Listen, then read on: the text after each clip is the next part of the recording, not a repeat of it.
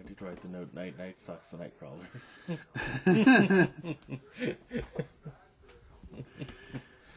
Excellent. Amount of times that my notes are like, oh, his name is this. It is such a rare treat to figure out a character's name. Because they won't tell you. And this one, they kind of covered them all. All the major ones. The important ones, yeah. It's true.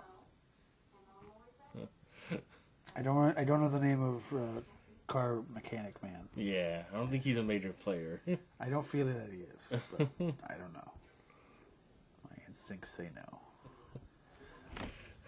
Skanky's still going to be Stanky, though. Yeah. Because Skanky is a guy on MXC. Yeah, he's a stone man. Definitely not in costume. No, I like that he's just Skanky.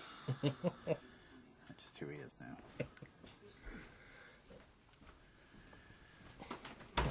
Thus is a lot of life. Oh, so many times.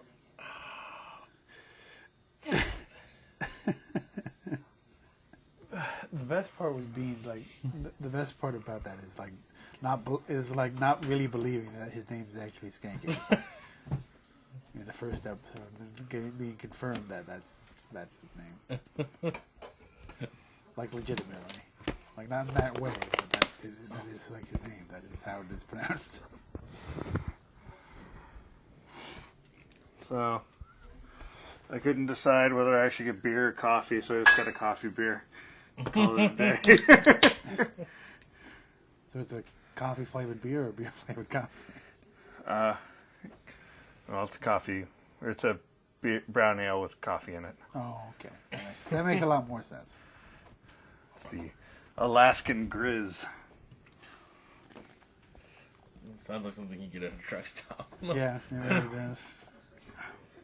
She said it was $11 for an Alaskan Grizz.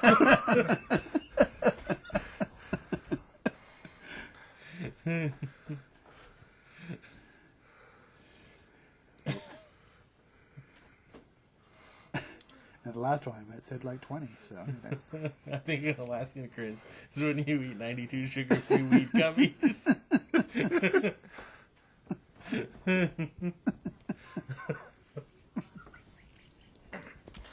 Sounds more like... It's because your mind hibernates for the winter and everything gets brown.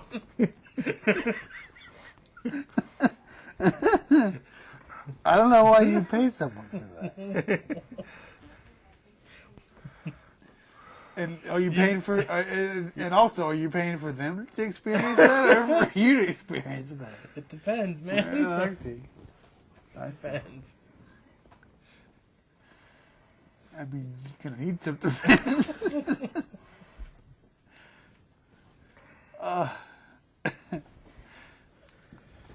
So. Yeah. Weed gummies and all that. So that aside, episode 2. Yes. Yeah. Which is the Dark Knight Part 2. Yeah. Yeah. Not that Dark Knight. No. Okay. That Dark Knight's not happening in Part 2. Well, it's funny too because it's like because of the different spellings as well. It's the Frankie Boyle. It was like, I remember Heath Ledger. He's like, you and me, Batman, we're going to be doing this for a long time. And I'm thinking, no, you're not. Still one of the saddest moments in it. Yeah.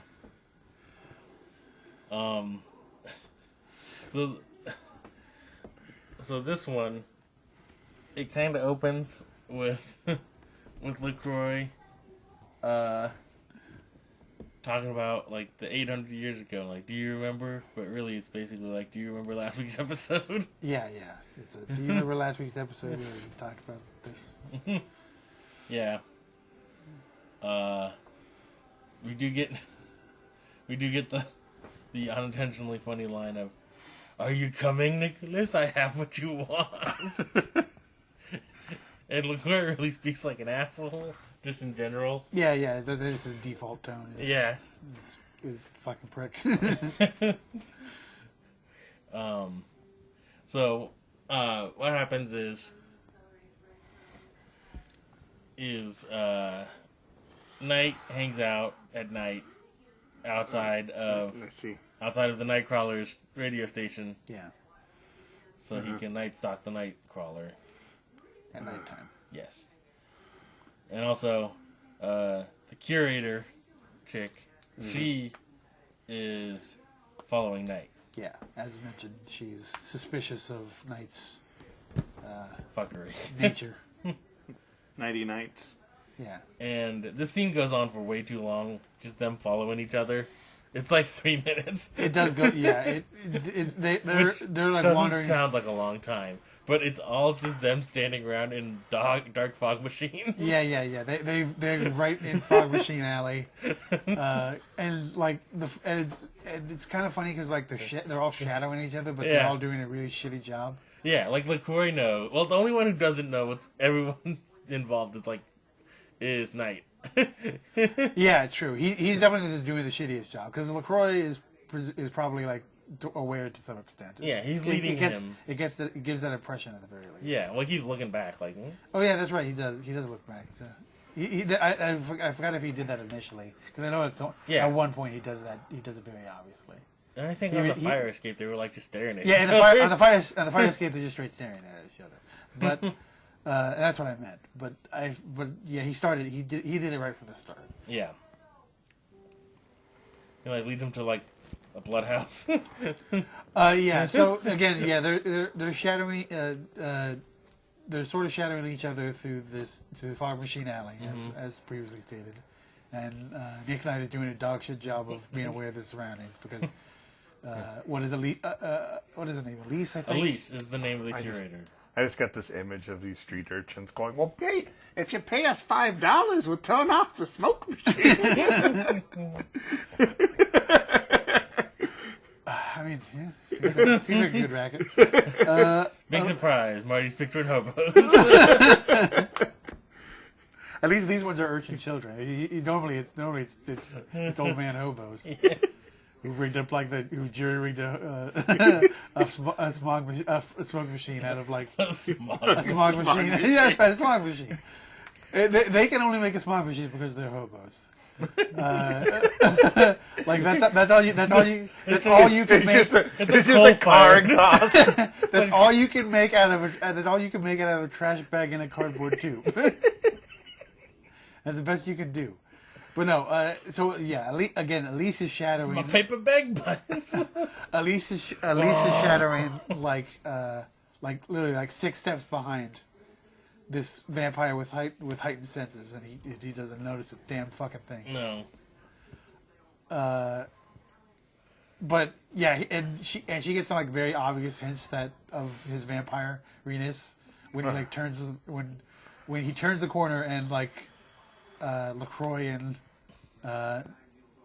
Knight are staring at each other on a fire escape, like weirdos. Yeah. And then she somehow follows them to the rest of the. It's real unclear how she got. It is unclear, but she does it. But LaCroix is in some weird slaughterhouse-esque place. It has sort of that look. So, it's as far as I know, it's just a warehouse with a pig hanging off a hook. There's a pig on a hook, and there's a barrel full of blood. Yeah. The rest is unclear. That's why I just called it a blood house. Okay. It is basically a blood house. There's a bunch of there's a bunch of stuff in there. Mm-hmm. But it's not super important. I think it's blooding stuff. We can only pay for one pig. Well, some of the bring out the carrot syrup. Some of the stuff looks like some sort of machinery of some sort. I'm not sure what, but it's for squeezing out all the bloods. for all I can tell, yes.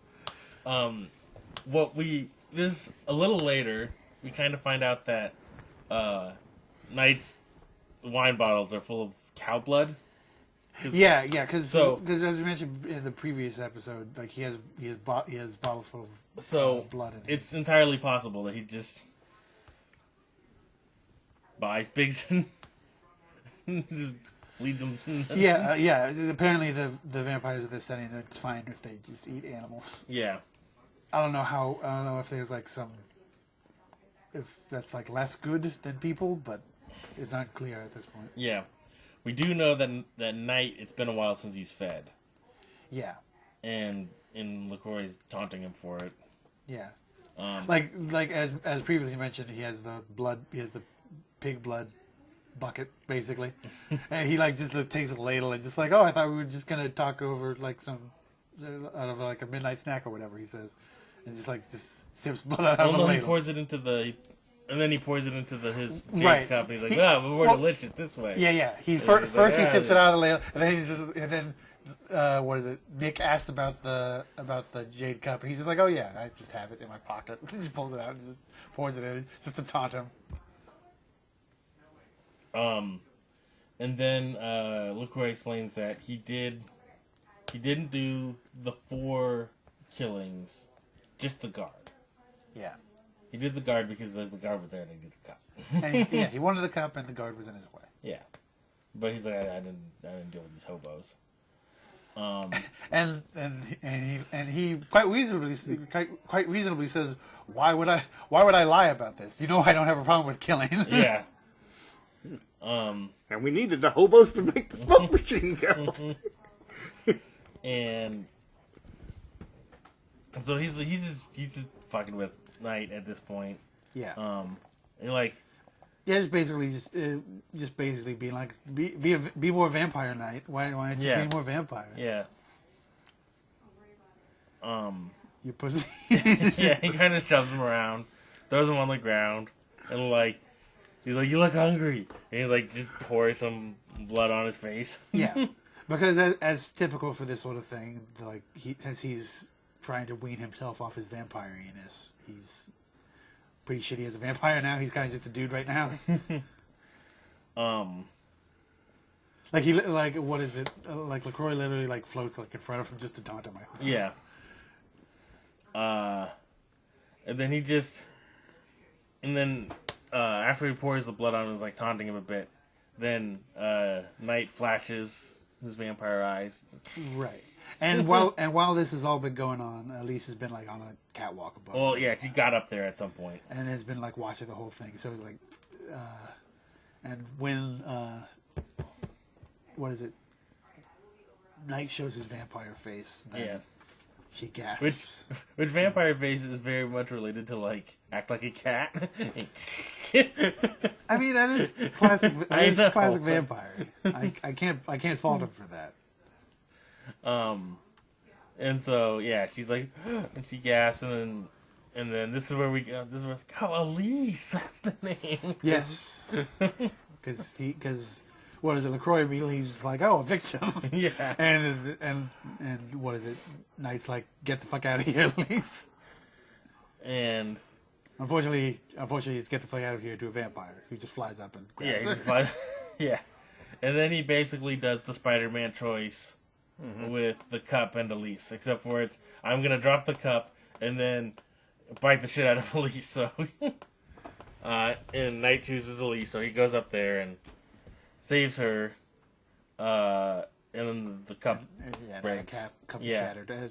Because as mentioned in the previous episode, apparently if you do some ritual with 2 cups, Yeah. then it cures vampirism. Yeah, you go from 1 vampire 2 cups to Yeah, 1 vampire, 2 cups. I know. To no vampire, still 2 cups. I presumably. but now the cup's broken, so now there's 2 vampires in 1 cup. Yeah, That's way it just doesn't different. work. It doesn't work. Yep. And then Elise is pretty sad about the cup. Right. 'Cause, she's curator and all. It's sort of her job, Yeah. and she apparently cares about that Yeah. sort of thing as well. And so LaCroix is like, all right, and then just kind of fucks with Knight some more, Yeah. He just resumes fighting Knight and be like, "Why don't you use your vampire powers, pussy?" Yeah, and he's like, "What? You thought you wanted to be mortal?" And he basically gives the way you can kill vampires in this setting. Yeah. He runs down the list. You got fire. You got sunlight. Yep. And you got stake through the heart. And beheadings. And for his taunt, and the last one is beheadings, where he grabs an axe and goes to cut off Knight's head, but Knight turns into Hayward Law. Yeah, and he kicks him onto I don't know what the structure was. Well, it's some sort of weird rolling rack thing. Yeah, it's some rack and it's got metal spikes on it. And it has metal protuberances that he. Yeah, not a lot though, just a couple. Yeah, just a few. So it's like a scaffolding, or no? Not scaffolding. Scaffolding is way off. It honestly looks closer to like a coat rack than anything. It's bigger than that, and but it looks, but again, more like a coat rack. Okay. Whatever you're like picturing, the kind that picture something else. like the kind that you can roll around. It looks more. It's more like that, like taller, and also metal things sticking out of it. I mean, whatever just picture one of those rolling two ways from Toys R Us with a couple peg hooks on it, and that's closest to what you're looking at. Yeah, except for bigger. Also pretty accurate. Yes. okay. And LaCroix's all on it, Yeah, he gets all impaled on it. Yeah.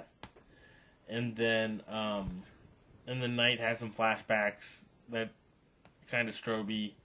And it just basically boils down to you live forever and vampire stuff.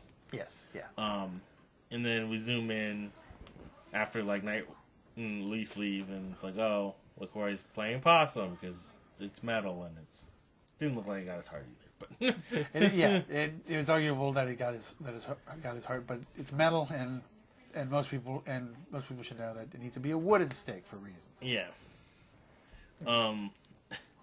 White ash. And White ash is from yeah. I think Blade doesn't care. I think in the Blade movies it can be it's metal. Most of it's there's a lot that are just oak too. It's just, I think. Going back to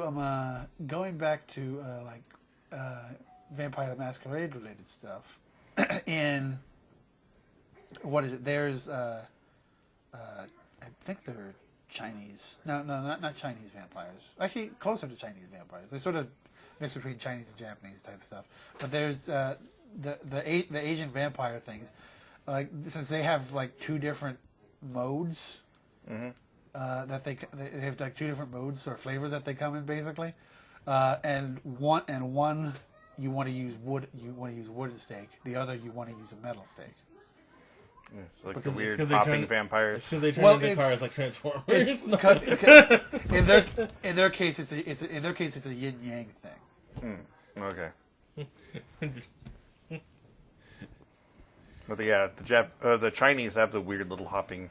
Yeah, well, see, I was saying that because the Jiangxi.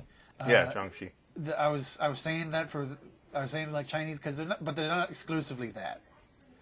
Some of them work like that, but some of them don't. It's as with all things in that sort of setting. There's a million varieties. In one giant umbrella. But anyway. And so then, don't really know what happens with Elise at this point. Fucks off. She sort of at this point, Elise sort of just leaves, and Knight has to stumble back to his. And now he's out after night because now the sun's up and he's just smoky. Yeah, he has to stumble. The fog machine. He has to get back. He has become the fog machine. It's true. He's smoking up a storm. Those hobos shoved a smoke machine in his trench coat. This is where we get clarification on why he has the roomy trunk. I mean, for him, I think it has multiple uses, but this is definitely a good one for a vampire because he just crawls into his trunk and just takes a nap. Yeah, he's like, I gotta ride this one out. And Elise calls the precinct. We don't know how she got back, but she did. Yeah. Got the bus or whatever. Yeah. And Knight hasn't been in. And then we have... Because he's sleeping in the trunk. Yeah, exactly. And then we have the medical examiner, who later we learn is named Nat. See, I never picked up her name. Yeah, they mentioned it one time in this one. They're like, oh, it's Nat. And then we have this Stanky, whose real name is actually Skanky, but it's going to be Stanky. I mean, close enough. Yeah. And then Captain, who's Stonehouse, who they said the name last time, but I wasn't clear who was Stonehouse. Yeah. Yeah. This episode goes a long way in clarifying the names, by the way. Maybe they had so many write-ins after even the first week. Well, they're just like... They say Stanky enough so that it sticks with who it is. Yeah. And actually, like I said, I missed Nat. He calls her by Nat one time. Yeah. And then another time, she refers to the captain as Stonehouse to Knight on the phone. Yeah, I was fairly certain that's who Stonehouse was previously, but that is, the confirmation is good. Yeah. And they're talking about they're all talking about both the case and Knight not being around. Because like Knight hasn't showed up. They're like, I don't know where the fuck he is. And they're like, well, damn it, Stanky, aren't you supposed to be his partner? He's like, I work days. I fell asleep, man. He's like, shit, what am I supposed to do? And Stanky's like, I'm telling you, like, the He some sort of nightman. What if he was a forever nightmare? Needs some form of Plymouth Prowler. I mean, something Dodge Viper. the car does play a large role in this too. The car does play a large role in this. This is true. And so like he's going over the case and stuff too, and they get a call that they found Knight's car illegally parked. It got towed. Yeah, so they towed it in, and this is where we learn Stanky just doesn't respect private property really, because he goes down and when the car gets towed in, and he just sits on the trunk and rubs his ass all over it. Yeah.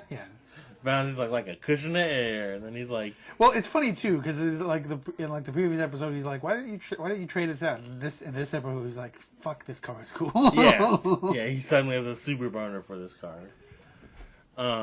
He has a whole story about how he banged a bunch of chicks in a car just like it. And he kind of sexually harasses the car a little bit. He does the lap around it, Right. Because remember it's a Cadillac. It has those fins on the back. He'll takes his hand and rubs all down the fins, all down the side. Yeah, and then he's like, and then he basically, it's almost like a Lord of the Rings. Why shouldn't I drive? It is a little bit. It is a little bit. And so then he just takes it for a spin. With Knight still in the trunk unknowingly, of course. Right. The best part about the little story he gives about fucking random women in the car just like this is because he's telling it to the mechanic or whatever, and the mechanic is he starts it he goes on to the story for a while, and he starts it outside of the car and ends it when he's sitting inside the car. And the mechanic is immediately just not interested, you can tell. And at the end of it, he's like, are you done? Just take the keys and leave. This guy is constantly just put upon by Stanky's bullshit. It's true. And so Stanky drives to the hospital / blood bank. Right. So, he goes to talk to, and before he pulls up, there's a weird shot of like it's following one of those styrofoam coolers full of like blood bags. And it doesn't have a lid, so because they want all the blood bags to stick out like baguettes in a grocery bag. Yeah. You want to look attractive and inviting.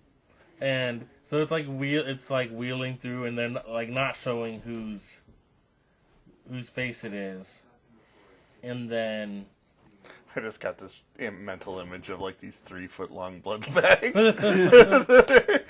just long and skinny.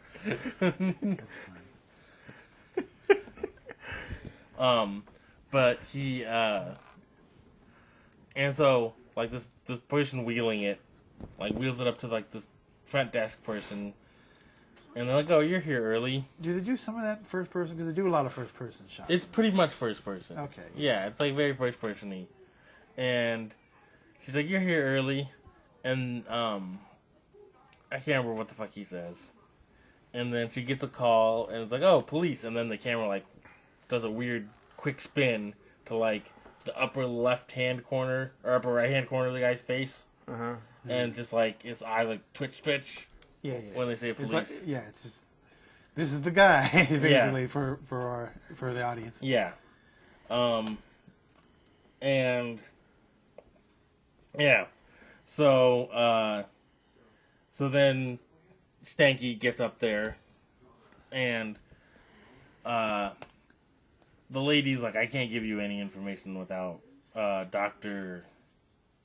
I forgot the person's name. I forgot his name too. But Yeah. but it's, medical confidentiality Yeah. and all that jazz. It's like I can't give you information unless you have a good reason. Yeah. And while this is happening, like a couple other things happen. First off, this other doctor comes up and starts talking, because like it's a guy who knows Skanky, because Skanky donated blood last time, and so Skanky's like, "I just donated blood. Tell this lady I'm a good guy." He's like, "He's a good guy." He's like, "Okay, so can't give you shit because of confidentiality." It's like- well, it's like- Skanky, yeah, she's got a point. But also, and they chat about the car keys, because he sees the Cadillac keys, and so they chat about the car. Meanwhile, like, kind of intermittently with this, Knight pops out of the trunk of his car, and there's like a little thing where he pops out and he like puts on his sunglasses and gets his shit all straightened out, and then there's like there's an old lady Yeah. He closes the trunk and an old lady just staring at him. is behind. It shows up behind it. Yeah, and he's like, "It's a little cramped, but you can't beat the rat." And he goes up and investigates by he goes to the doctor. It was like Fennec or whatever, Fennel. I can't remember. It's something. It's in some. I don't know. But just like opens the door. It's locked, but he just twists the handle hard enough to pop it open anyway. Yeah. Which is not how door handles work, but. Well, I mean, if you twist it off and then you push out the other side, then you can at least maneuver shit. No, he just pops open, and looks it up on the computer and sees and he also calls Nat and looks through the records. And he's like, "Oh, okay, it's like all the people who were killed were all in the records at this place." Yeah. Related to the Bloodmobile. Yeah. too, because that's the link. That's the link between all the killings. Yeah. Both typo blood and involved with the Bloodmobile. Yep. And so then Knight fucks off back to his trunk. There's some other parts where he gets like all burned by sun a little bit, like in the office. Yeah, a little bit. She goes back to the trunk. Climbs back in there.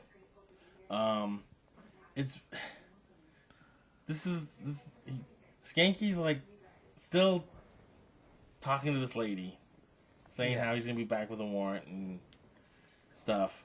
And meanwhile, the doctor, Dr. Shady. yeah, shows up at the Cadillac, and it's real unclear what he does at first.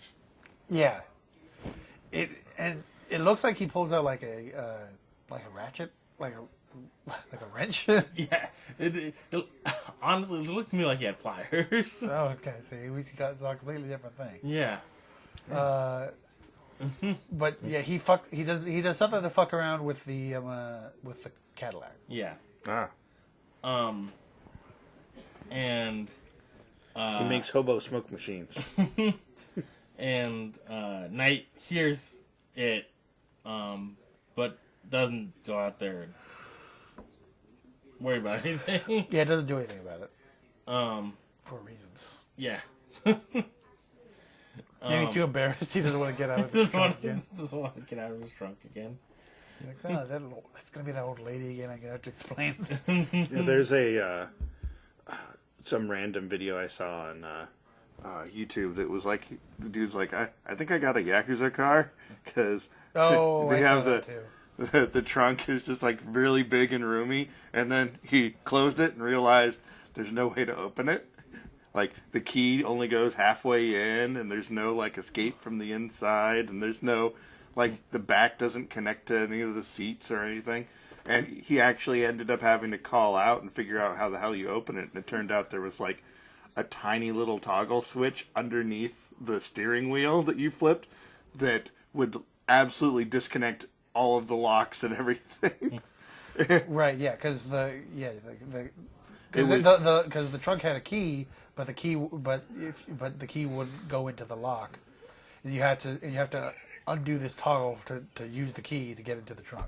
Yeah.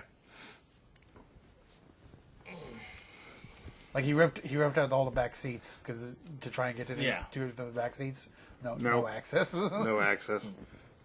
So anyway, so then Skanky goes down to the car, and when he pulls out, there's car liquid. Yes. Oh, and he starts playing polka. Yeah, and he turns on polka, and Knight is like blaring in the trunk, and Knight's like, ah! He's like, I'll kill you. Kill your family. Like, sixth polka. Apparently that's Stanky's jam. Yeah. Well, he's also like aggressively like ethnic for his Europe, because he also talks about I can't remember what food. He's constantly trying to get. Yes. He's constantly trying to make Knight eat some like Middle European food. Yeah, I didn't pick up on it. I can't remember what it was, but yeah. And so it's like it just made him aggressively like whatever he's supposed to be. It's true, yeah. That the polka and everything else. Yeah. And as he's driving along, we learn it was the brake lines getting cut. Yeah, he cuts the brakes. Yeah. And so Stanky's swerving and through traffic and on a hill, and yeah. And then they cut away from him. Elise she's called the precinct, not there again. She called Knight's place. Gets the machine. Yeah. And then she remembers that Knight being just the dumbest. Being really strangely lax with information, considering both his profession and his existence. Yeah. She remembers that he said that the first four numbers on this one stone thing in the room were his security code. So, yeah, because we mentioned that in the first episode. Yeah. But it sounded like a joke when he said it, but apparently it's 100% true, because she totally deciphers what they are and then goes there. Yeah. And then we get Stanky at the garage again. Right. With the Cadillac that's all beat to hell. It's not like it got in any particularly bad crash. It just pinballed around for a while. Yeah, So, but also it's a Cadillac, so it's relatively tanky well, compared to the things that hit. yeah. Well, because the mechanic is because Stanky is like freaking out about like the situation. He's like, oh geez, Knight's gonna murder me when he finds out about this, and the mechanic is like, it says something to the effect of, this is a Cadillac, this is a sculpture now, but it's not. But the damage isn't that extensive. It's not like it's like wrapped around a tree or something. No, it's like all the body panels are bent. They're like dinged and dented. Yeah. And like the headlights are broken. Uh-huh. And there's a thing where he's like, look at this trunk. You probably can't get this open with a pry bar. And like he goes to pry it open, and Knight being in the trunk and not wanting to be like open the trunk and find him in there, is holding the trunk closed. Yeah, I thought that was pretty funny. Well, the guy's like, he's like, see? And then, as they, like, walk around to the front, they start to, like, walk away from it, and the Knight pops out, and Stanky's like, I cheat. Yeah, like, immediately confronts him, and be like, Yeah. shit. Yeah. And Stanky's super scared, but Knight's like, well, it's good you were right about the case. Like, the blood stuff is, like, that's key to this whole thing. And he's like, oh, I thought you were going to kill me over the head. He's like, oh, no, I fucking hate you because I can't lie. He's like, I could kill you. He's like, well, but we'll call it even. Well, he doesn't say that. No, he doesn't. He implies it. We'll call it 25%. Fuck your polka. And so, well, he also correctly identifies that the brake lines were cut, which is why it was why it crashed. Not really Stanky's fault.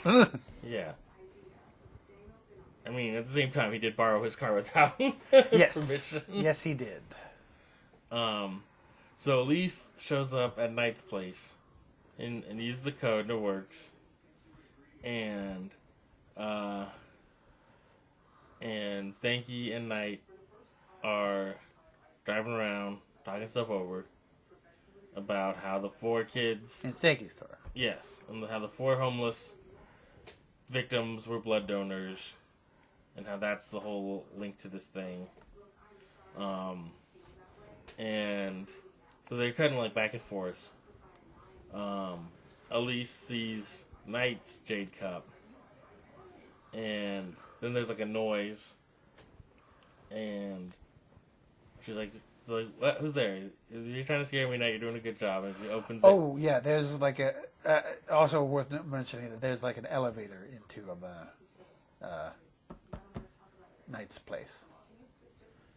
Yeah, the way this works is weird. Well, his I have no idea what the hell his apartment, whatever. He lives above a warehouse supposedly or something, but then like there's an elevator there, but there's also a front door. Yeah, his living situation is really strange. And nothing makes sense there. To say the least, because it has like, it's not a freight elevator, but it's almost like one.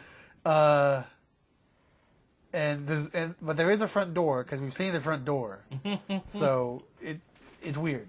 Yeah, it doesn't make sense. Anyway, at the front door is the homeless chick. Mm-hmm. Yeah. From before, who was missing, and who around this point I just realized is played by Esri Dax. I totally missed that in the previous episode. I didn't recognize her at all. Because she was your eyes were drawn to the Farkas, Yes. Dr. Dave. That's true. That's true. He stole everything. And so at first I thought she was just dumped there, but I think she just got there on her own.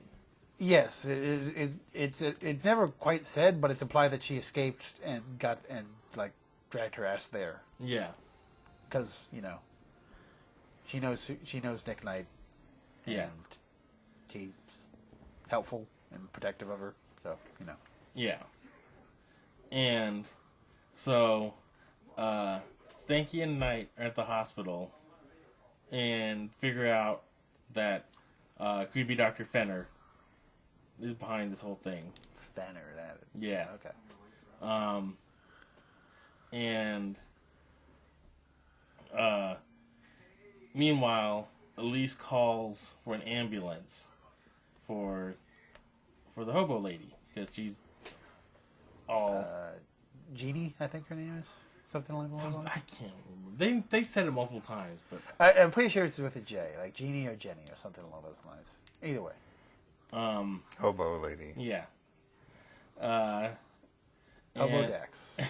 Yes, Hobo Dax. That's her name. So, yeah, calls the ambulance for Hobo Dax. And... Like slugs. And clear shore. I got a slug in my belly. And Knight calls to check on his messages because he hasn't been home for a while. Yeah.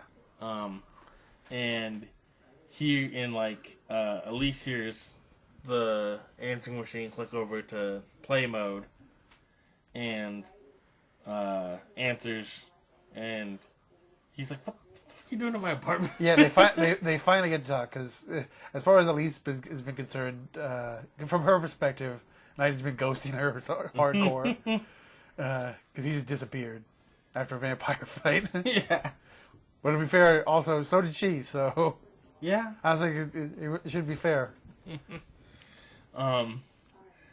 And she's like, "Oh, I used the code because you said it was on." And he's like, "God damn, clever." But they're like chatting, and then Fenner shows up and Right. pretends to be the ambulance that she called. Right.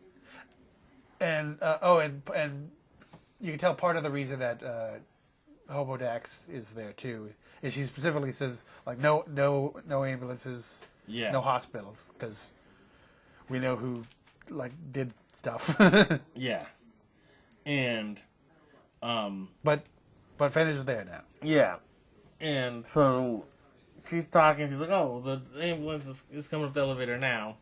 And then when the door opens and Fenner pops out, and then there's like a struggle, and the Knight hears it through the phone, and just runs. He's like, he runs home. He runs out, and Skanky's like, how the fuck are you gonna get there? Yeah. He tells Skanky that it's at his place and he needs to get there. Yeah. But he just leaves, Yeah. and Skanky's confused as to how he's going to get there.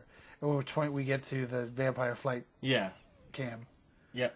which I wasn't sure that was out before. It definitely is that in this episode. Yeah. It does lead to a funny scene though. So Elise is attacked by Fenner, and and Hobo Dax tries to fend him off, and But she's still beat up and weak, so Yeah. she can't do much. yeah, she grabs a broom, and he's like, "What are you gonna do with the broom?"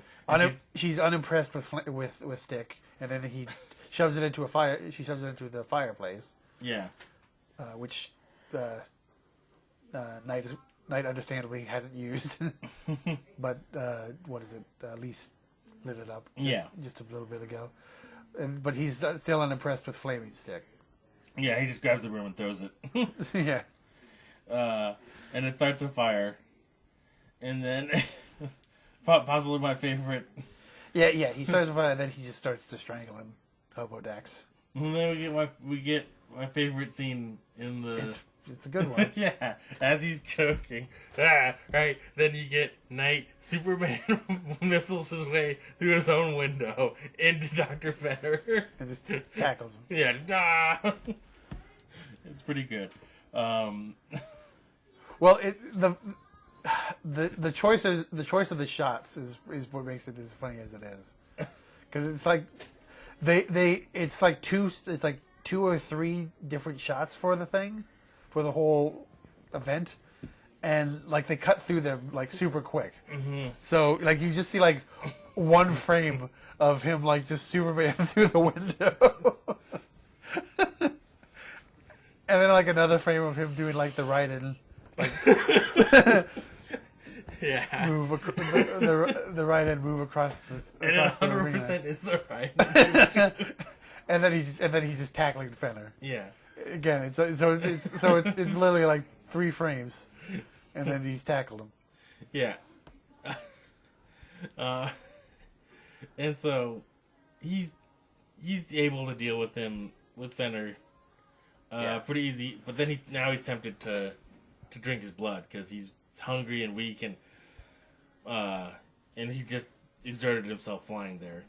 Right. So he's running low on vitamin Well, blood. and also in order to fly there, he has to be in vampire mode too. So, Yeah. it's a whole mess for him. Yeah. And It's either that or a Snickers. a blood snicker. Because this one's got... Anyway. And so Elise is like in the corner, and the fire is like in front of her. Like it's like cut her off. Yeah, she's like stuck in the corner behind this fire. Yeah. And then LaCroix shows up. Because of course. Yeah, because this is what LaCroix does. Oh well, yeah. He goes. I think. What is it? Hobo Dax just leaves. Yeah, she's just... He basically just tells her to get out of here. Yeah. And then he goes to help Elise, who's stuck in the corner with the fire. Yeah. At which, once he gets to her, LaCroix shows up and just eats Fenner. Yeah. Like that's his introduction in this. It's like literally like he turns around, he picks up Elise, like turns around and he's going to town on his neck. Yeah. And he just goes, he had it coming. Yeah. Da-da-da-da-da. Yes. And then this is where you get like the night need food badly Right. Yeah. message pop up over her head. Yes. His hunger meter's going all the way up. Or down. Depending Well, on how you're looking. yeah. If it's a food meter, it's down. If it's a hunger meter, it's down. Yeah. That's the thing. And so LaCroix is like taunting him to fight. And he's like, Black yeah. vampire shot the food.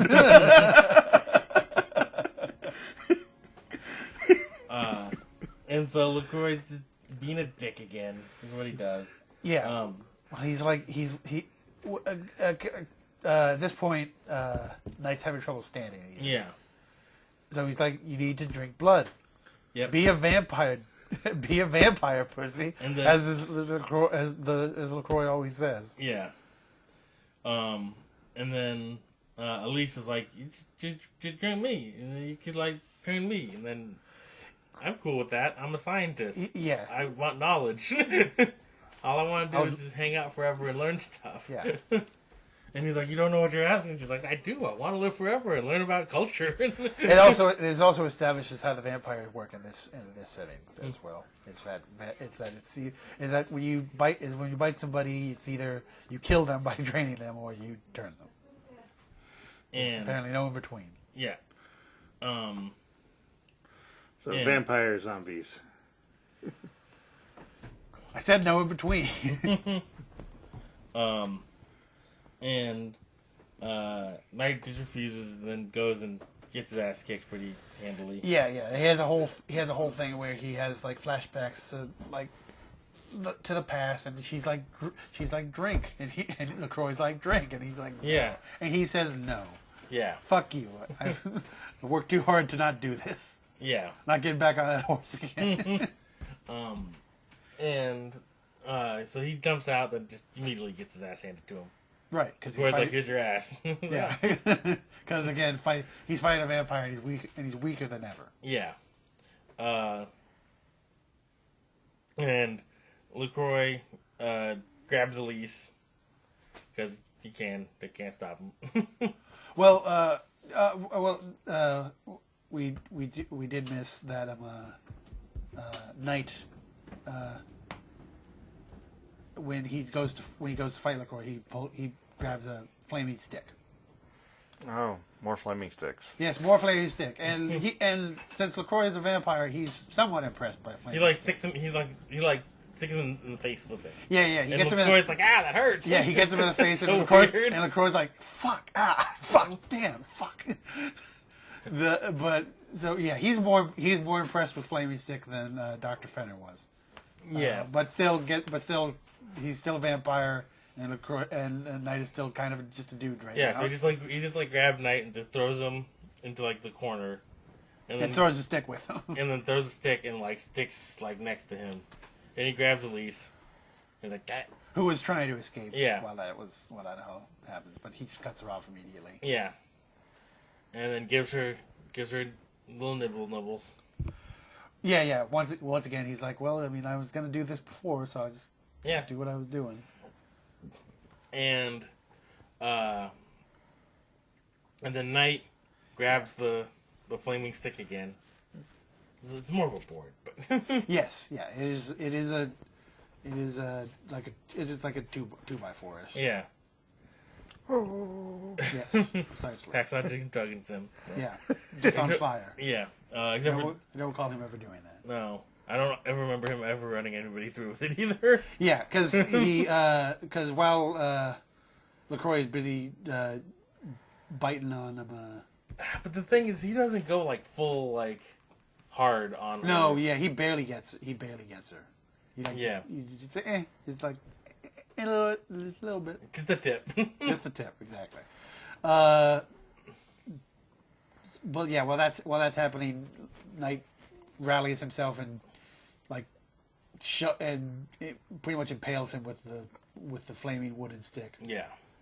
Like shoves him up against the wall and says, Yeah. "Fuck!" He says, "Go to hell." Yeah. And as previously mentioned, fire is bad for vampires. Yeah.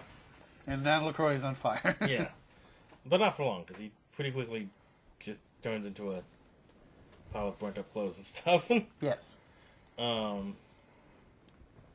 Yeah. And so that's the end of LaCroix. Yeah. Because the fire spread at this point too, so it's all over the wall. No more shitty soda jokes. And yeah, I mean, every LaCroix runs out of juice after a while. Right, yeah. He lost his fizz. Yep. And so we cut to Flatlined.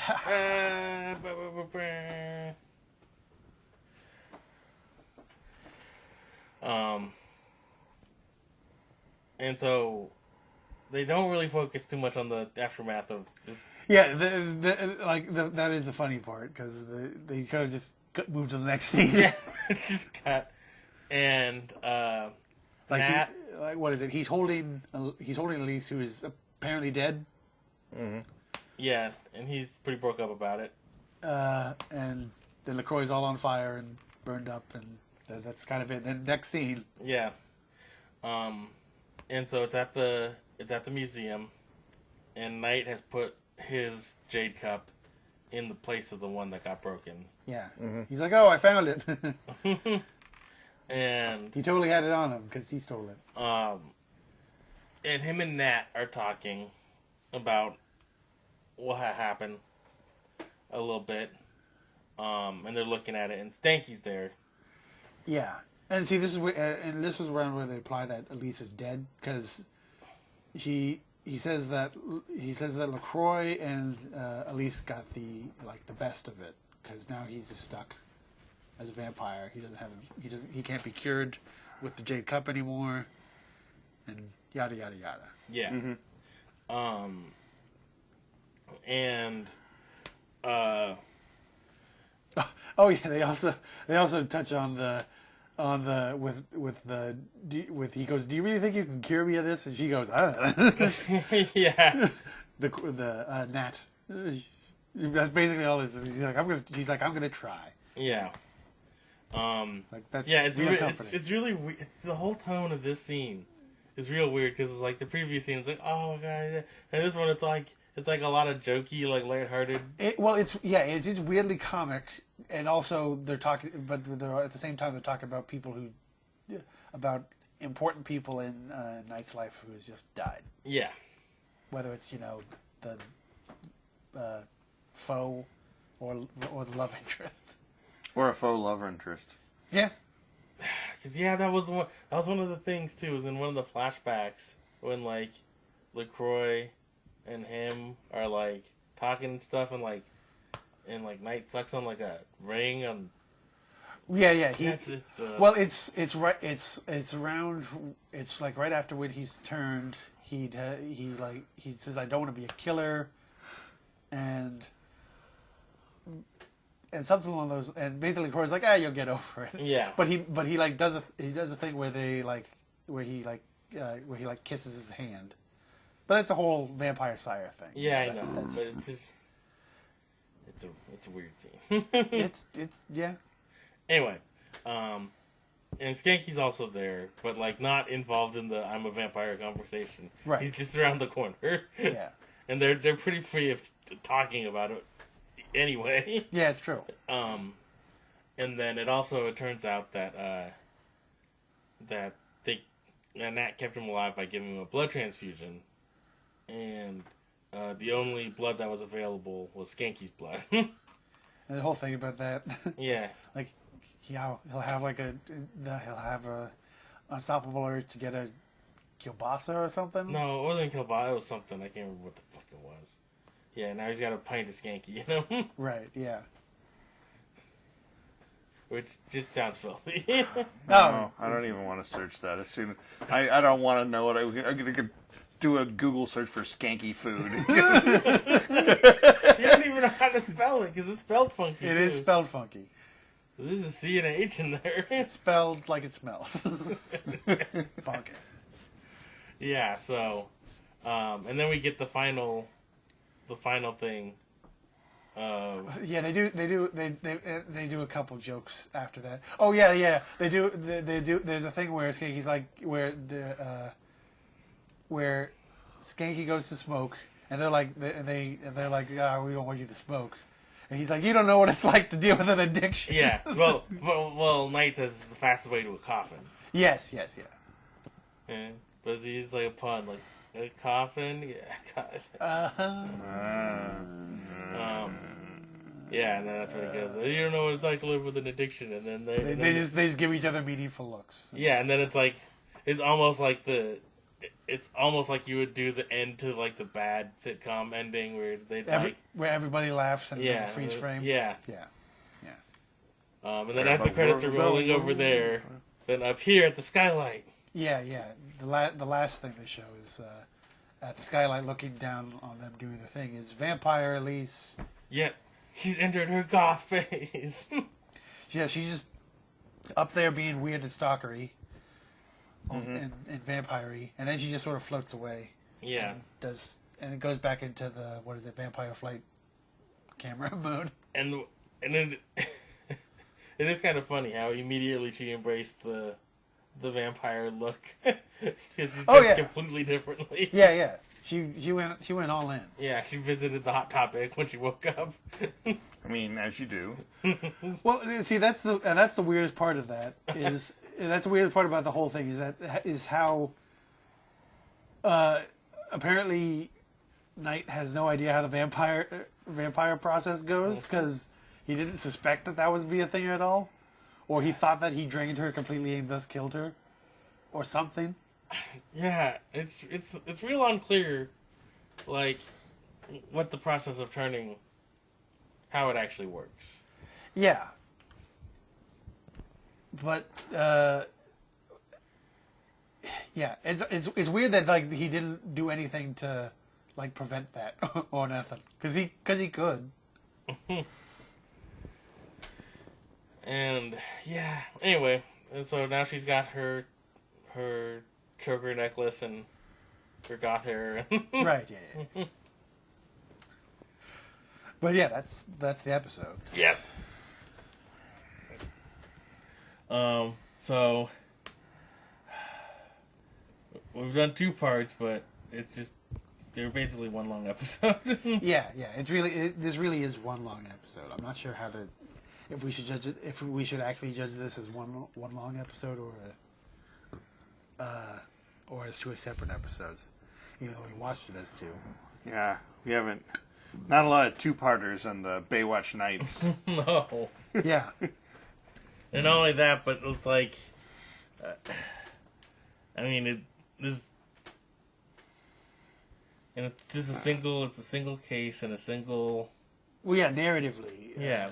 It's narratively the first one is sort of incomplete because like sort of nothing really happens. Yeah. And I was like, how serial is this really going to be? Is it going to be like a season-long thing? No, it's just a 2-part thing. Yeah. Personally, I feel it should be. I think it should be judged as one long episode. And just stick with our trend of 5 because it's the first episode, and then we can judge plus minus. Yeah. That's how I think it should be because again, like the first episode is incomplete, and this episode is weird without the first episode. Yeah. You'd be real lost in this episode without the first episode. The only though strangely you'd have a better grasp of the names of the characters. Yeah, you would. It's like two pieces of a puzzle. One episode has the names, one episode has like all the plot setup and what have you. Yeah. So, and also too, because without the first episode, in this episode, it's hard to get any like connection between Elise and Knight. Yeah. Like she just sort of follows him around like a weirdo. If you just take this episode by itself. Yeah. All right. And the next episode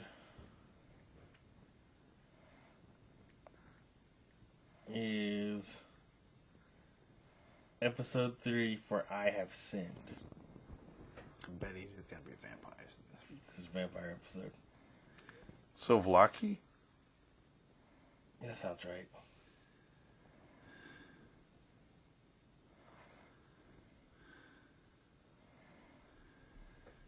Oh, God damn it. Alright. So, Knight and Skanky investigate a series of gruesome crimes against women when medical examiner Natalie finds crosses on the women's bodies. Knight flashes back to the 15th century France where he encountered Joan of Arc. Linking the crimes to a Catholic parish, Nick attempts to find the killer but is prevented by his aversion to crosses.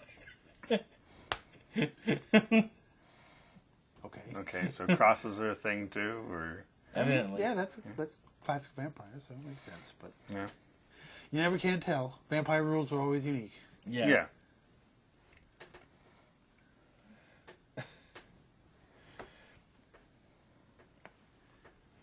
Like we haven't yet encountered a thing whether running water is a problem or not. Yeah. And we know they don't have to be invited in because. Oh yeah, they sure as shit don't got to be invited in. Well, actually, when I think about it, like houses. Oh. Well, fucking LaCroix just shows up in Knight's place, just fucking walks right in he does, and murders his girlfriend. He does, right. I was thinking about that one because all the other places they go are sort of public-ish, like the museum and what have you. But it also seems like Elise might live at the museum, though. She sure acts like it. But it's very RPG-esque, where all the NPCs never leave their place. They just stay there. That's where they live. They live in their workshop and et cetera, et cetera. Yeah, no. Yeah. I wonder if they're gonna do it. I wonder if they're gonna do it. You have to be invited to the thing eventually. Yeah. They just not explain stuff. Have you seen the? They had a cracked that was the NPC or the video game hospital. It was like, I'm sorry, your son is. He was like, no. The father goes, give it to me straight, Doc. He was like, I'm sorry, your son has got contracted a case of the NPC virus. Our father is a milliner in town. And the father is like, give it to me straight, Doc. Our father is a milliner in town.